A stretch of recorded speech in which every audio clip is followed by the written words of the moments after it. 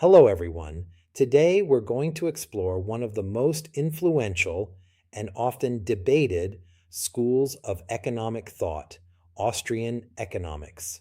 If you've studied classical liberalism, free markets, or libertarian political theory, you have already encountered its intellectual fingerprints. So, what exactly is Austrian economics? Austrian economics is a school of economic thought that originated in late 19th century Vienna and emphasizes individual choice, subjective value, spontaneous order, and the limits of centralized planning. It is called Austrian not because it applies only to Austria, but because its founding scholars were based there. Let's begin with its intellectual origins. Origins and founders. The Austrian school begins with Carl Menger in 1871, who introduced what became known as the subjective theory of value. Before Menger, many economists believed that value was determined primarily by labor input. This was central to classical and Marxist economic theory.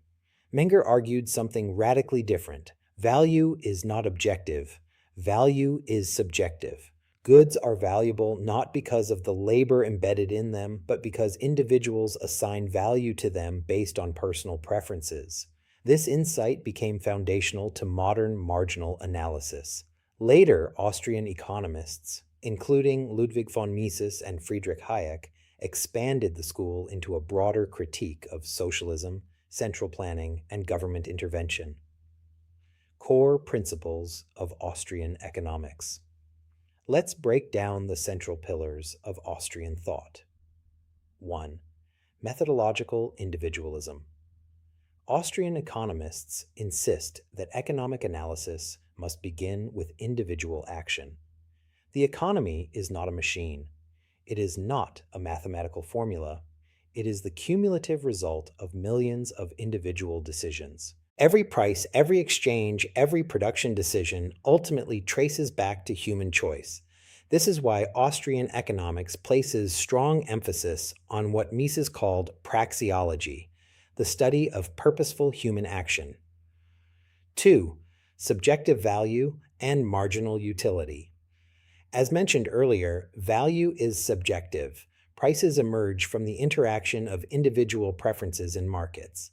The concept of marginal utility explains why additional units of a good provide diminishing satisfaction. The first glass of water when you are thirsty has immense value. The fifth glass has far less. Markets coordinate these subjective preferences through price signals, and this leads us to perhaps the most important Austrian insight. 3. The knowledge problem. Friedrich Hayek articulated what is known as the knowledge problem. Economic knowledge about consumer preferences, resource availability, risk, and opportunity is dispersed throughout society. No single planner can possess it all. Markets through price signals communicate this dispersed knowledge efficiently. When prices rise, they signal scarcity. When prices fall, they signal surplus. According to Austrian theory, centralized economic planning fails not because planners are unintelligent, but because the information required to coordinate an economy cannot be centralized. This was Hayek's core critique of socialism.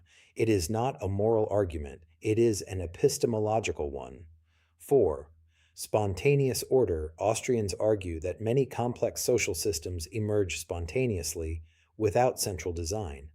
Language evolved without a central planner. Common law developed incrementally. Markets organized supply chains across continents without a single controlling authority. This is called spontaneous order.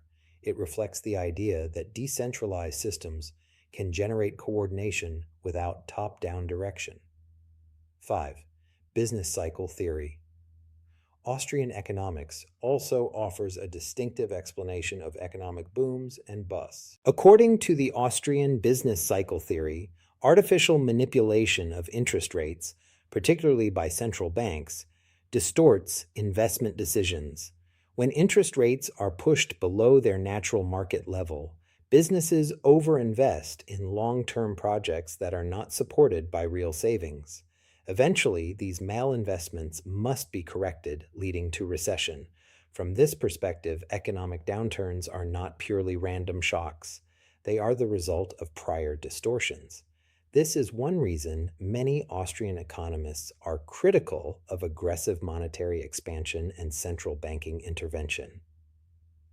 Political and philosophical implications. Austrian economics is closely connected to classical liberal and libertarian political philosophy. If markets are superior information processors, if centralized planning is structurally flawed, if spontaneous order outperforms bureaucratic design, then government intervention should be limited. This does not mean Austrians reject all government. Most accept the need for rule of law, contract enforcement, and protection of property rights, but they are deeply skeptical of expansive regulation, industrial policy, and welfare state planning. The political implication is clear. Economic freedom and political freedom are interconnected. Criticisms of Austrian economics. No serious lecture would be complete without discussing critiques. First, critics argue that Austrian economics resists empirical modeling and quantitative analysis. Mainstream economics increasingly relies on mathematical models and econometrics, while Austrians emphasize logical deduction from human action. Second, critics argue that real-world markets do experience failures, monopolies, environmental harm, inequality, that may require corrective intervention.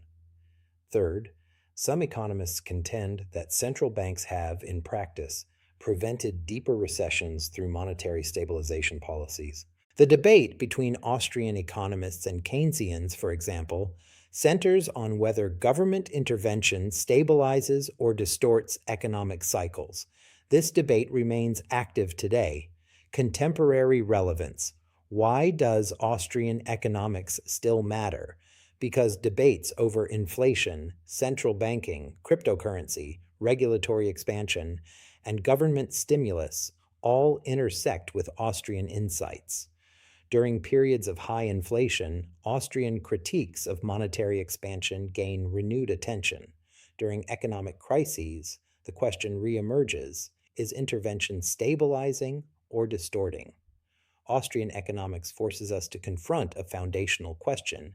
Can complex economic systems be engineered from above, or must they evolve from below? Final reflection. Austrian economics offers a powerful intellectual framework grounded in individual choice, subjective value, and decentralized coordination. It challenges us to reconsider the limits of knowledge, the role of markets, and the consequences of intervention. Whether one ultimately agrees or disagrees with its policy prescriptions, the Austrian school remains essential for understanding modern debates about economic freedom and state power. In our next lecture, we will compare Austrian economics with Keynesian and mixed economy models to better understand the competing visions shaping contemporary policy. Thank you for joining me. I'll see you in the next lecture.